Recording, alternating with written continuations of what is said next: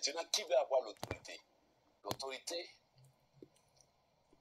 c'est le droit légitime conféré pour gouverner, parler, ordonner et régner. Elle ne s'improvise pas. Elle est donnée. Matthieu 28, verset 18. L'autorité spirituelle est un esprit suprême qui vient de Dieu. Dans le livre de Marc 11, 28, ils ont dit, par quelle autorité fais-tu ces choses? Luc 20, verset 2. Dis-nous, par quelle autorité fais-tu ces choses? Et qui t'a donné cette autorité? La première des choses, pour que Dieu te donne l'autorité,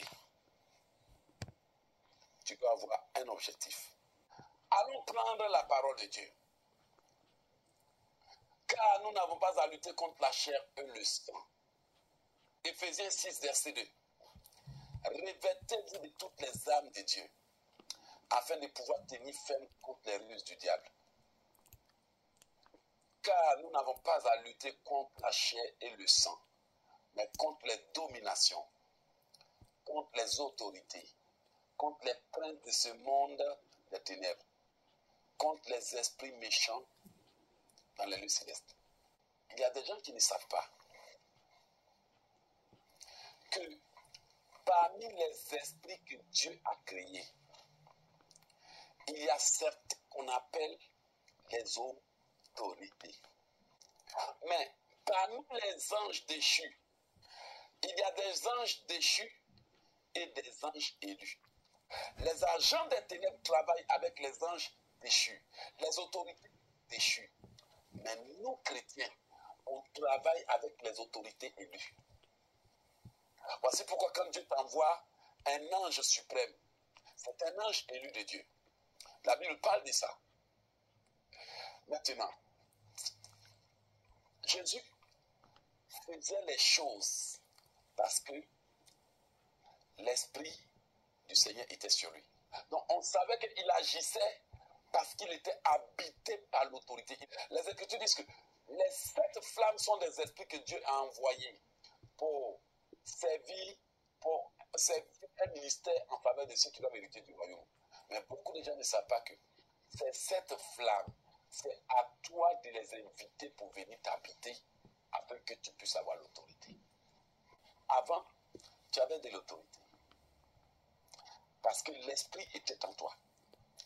Avant, tu avais l'autorité parce que l'onction était en toi. Je vais te donner un exemple que tu ne vas pas aimer. Mais le jour que tu allais te disputer, le jour que tu allais te quereller, le jour que tu allais critiquer, le jour que tu allais donner ta bouche à des hommes pour faire n'importe quoi dedans, quand tu es revenu, tu t'es rendu compte que le pouvoir qui te donnait l'autorité, l'esprit, s'est retiré de toi. C'est vrai, tu t'es senti vidé, tu t'es senti mal à l'aise, tu t'es senti comme si quelque chose t'avait été enlevé et c'est pour ça que tu as fait un rêve où tu étais nu. Pourquoi tu étais nu? Parce que ton autorité t'a été retirée. Ton manteau d'autorité qu'on appelle l'esprit t'a été retiré. C'est pour ça dans ton rêve tu es nu. C'est pour ça dans ton rêve tu n'as pas de chaussures. Parce que dans le règne des esprits, l'autorité est un esprit. Si tu sais comment préparer ton corps pour l'inviter à venir, ça là, je ne vais pas donner ce secret-là. Si tu sais comment préparer ton corps et comment lui parler pour qu'il vienne, bien aimé, aucun mort ne peut rester là et puis il ne va pas se réveiller. Bien aimé, David a pleuré, ne me retire pas ton Esprit Saint. Mais quand on parle de l'Esprit Saint, il y a beaucoup d'Esprits Saints. La Bible dit, un seul et même esprit distribue ces choses. On a juste pris le nom global, l'Esprit Saint. Mais la Bible ne parle pas seulement de l'Esprit Saint.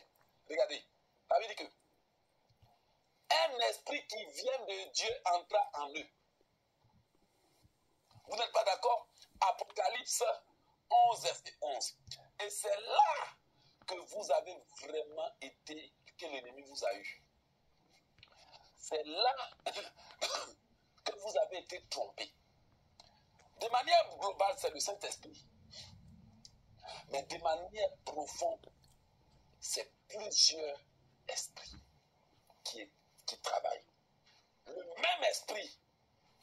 l'esprit pour enfanter. L'esprit du Seigneur viendra sur toi et tu concevras.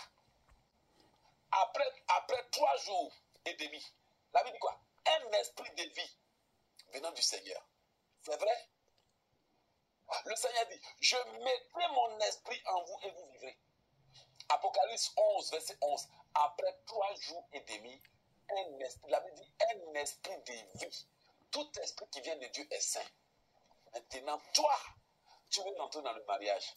Tu ne sais pas quel esprit peut te connecter au mariage. Tu ne sais pas quel esprit peut te donner le pouvoir de recevoir le mariage. Mais tu vas courir après le mariage pour rien. Tu vas recevoir les prophéties, mais tu ne les accompliras pas. La Bible dit, consultez le livre de l'Éternel. Lisez le Ésaïe 34, 16. Aucun ne fera défaut, ni l'un ni l'autre. Car sa bouche l'a annoncé, et c'est son esprit qui les rassemblera. Donc il y a un esprit de Dieu qui rassemble les bénédictions. Mais tu ne connais pas. Comment veux-tu rentrer dans la bénédiction? Aujourd'hui, les gens ont entendu, vous recevez le Saint-Esprit. Leur problème, c'est qu'ils ne savent pas comment recevoir l'Esprit.